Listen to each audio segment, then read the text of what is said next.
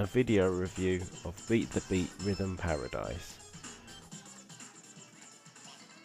Rhythm Paradise is as pure a rhythm action game experience as you could hope for. You're not required to have high levels of dexterity, with the game tasking you to trace your fingers along multiple different colour buttons on a plastic facsimile of an instrument, and there's no need to make a spectacle of yourself as you're not asked to do any waving or flailing of your Wii remotes. You just use either one or two buttons depending on the level you're playing to make noise and help complete songs. It's simply all about keeping a rhythm that the game wants you to keep to. The challenge comes from trying to keep up as the rhythm or beat chops and changes. The music that you'll be contributing to with the presses of the buttons is simple and stripped back. There are no vocals, no extended guitar solos, and so your additions are made all the more prominent. Often there'll just be a simple beat and your button presses will provide the rhythm, or there'll be a rhythm and you'll have to provide the beat. This doesn't stop the music from being insanely catchy, and there's a good chance if you listen to one of the tunes just once you'll end up singing it all day.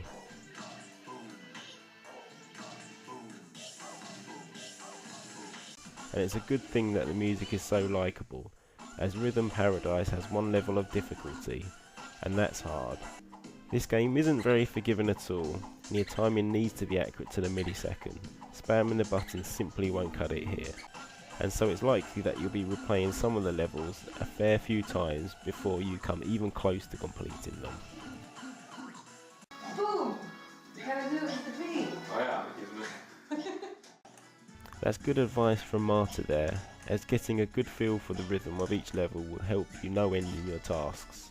As sometimes, to keep you on your toes, the game will remove your visual cues for a period of time. Like in the Monkey Watch level, halfway through your viewpoint will be zoomed all the way out, so you can't really see the tiny simians on the watch dial you're supposed to be high-fiving. And sometimes the visual cues you're given are so slight in the first place that you'll be heavily reliant on the audio prompts. In one level, someone is far off in the distance flicking peas towards you, and you've got to slam a fork down to catch them as they come flying by.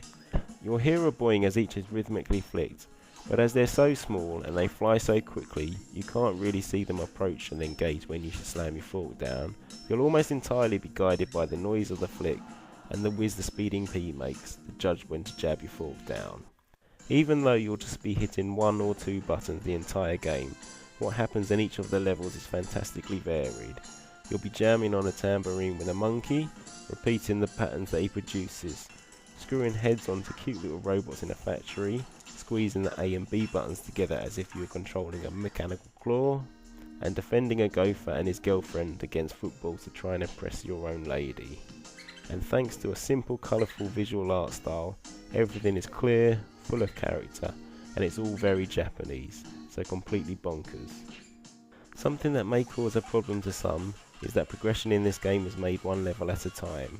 When you complete a level, you'll unlock the next. This is great from the perspective that you'll be guided through the game in the way the developer intended. But on the other hand, it also means that if you come across a level you struggle with, for example you may find it hard to use the two buttons some levels demand you use, you won't be able to progress, and could be stuck playing the same levels you've been able to unlock before you hit your stumbling block.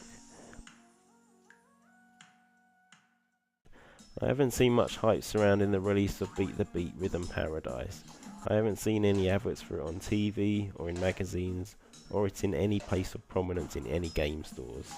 And as a result, I'm sure it won't do as well as if it were brought to more people's attention, which is a real shame because it's a great game. It's quirky, it looks great, sounds great, and is immense fun to play. So if you like what you've heard in this review, hunt this game down and show your support for the niche genre of one button rhythm action wackiness.